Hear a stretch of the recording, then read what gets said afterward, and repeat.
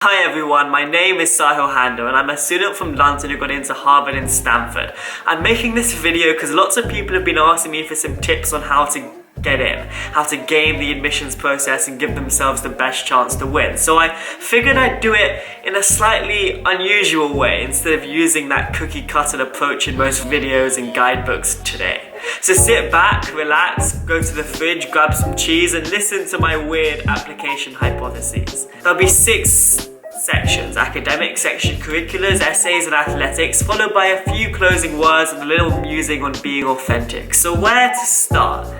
SATs, yes, academics and exams. They're the part of the process that everyone seems to equate with tuition programs and heart spasms. So my SAT score was 32 and my SAT subject scores not that great. But I realized that I had to just prove to them that I was competent, whether that was through my test scores or my grades.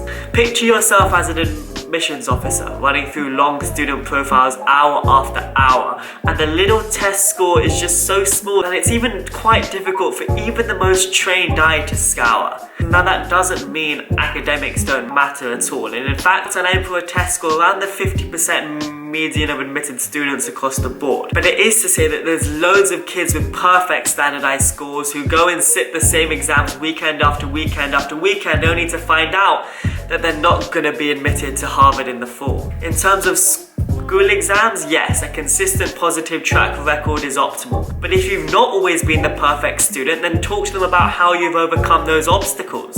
That you've recognized the importance of education and found what you're interested in. That you've gone out of your way and beyond the school syllabus to find out more about this crazy world we're living in. You've read the extra books, challenged your beliefs and clued yourself up. Not just because you want to get into college, but because you want to take responsibility for your mind and man up. Okay, extracurriculars up next, where more of your personality comes into play, but where I also get loads of people asking me which activities or roles are going to have the most sway.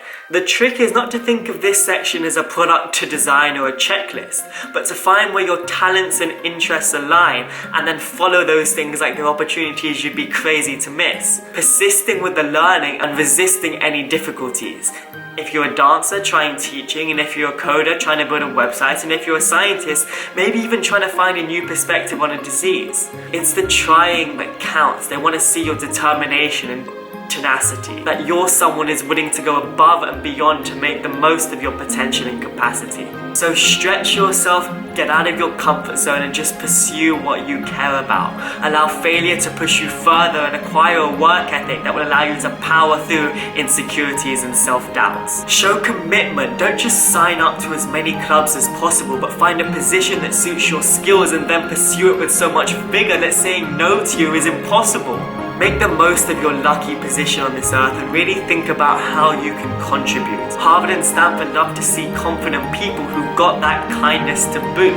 Essays now, right, I'm trying to get through these as fast as possible, so bear with me and I'll try to make this section a little more methodical. Focus on putting across a story, being a real human being, not necessarily the next ruler of the earth, but someone with real emotion and feeling. Don't let your one chance to communicate with the admissions officers be the botched up sum of that time you won that internship, got that gold star, and were told you were special by your mum. Have some fun, tell them about a meaningful experience, perhaps an obstacle you've had to overcome or a funny obsession that tells them something interesting about your inner appearance.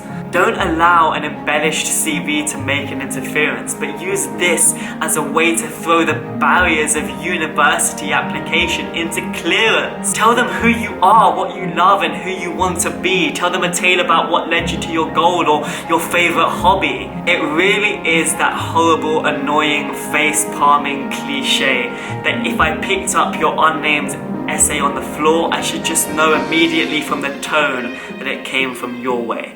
Okay, so I hope you see that this whole thing takes some self-inspection, really looking at yourself in the mirror and realizing that there's value in the reflection. If rejection comes on decision day and you didn't happen to fit what Harvard or Stanford or anyone else desire, don't let the feelings of rejection and the lacking self-affection allow you to forget that you're responsible for living a life you admire. That may sound cheesy, contrived or slightly pretentious, but I promise you it's true. Treating one admissions officer's opinion of you as gospel is nothing but completely and utterly senseless. If you do get in, awesome. Use the resources wisely from the second you start as a freshman. And if you're acquiring debt, learn what that means and make sure you really utilize this investment. Harvard and Stanford are fantastic, and if you take these tips, you've got a much better chance of attending. Listening to incredible speakers, learning fascinating theories, and making lifelong friends in the library while essay deadlines are pending. But if you don't get in, their loss. Use the experience to learn about who you are.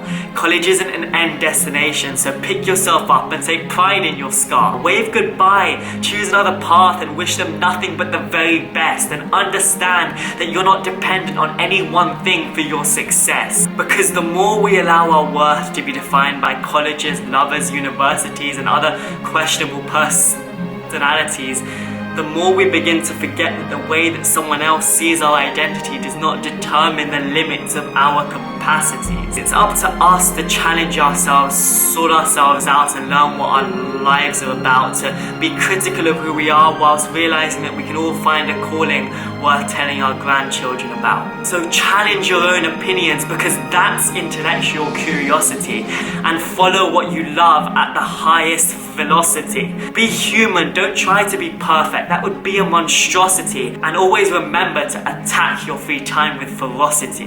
But most of all, be you, with all your quirks, your intricacies, and your weirdness. Just be you. Do the things you love, find what you're passionate about, follow through, work hard, and be the person you want to be, because that way, not only will you have a better chance of getting in, but if you focus on being the best version of yourself, then whether you get in or not, you'll never have to stop and think and question whether things just might have been different if you hadn't held up that filter over yourself.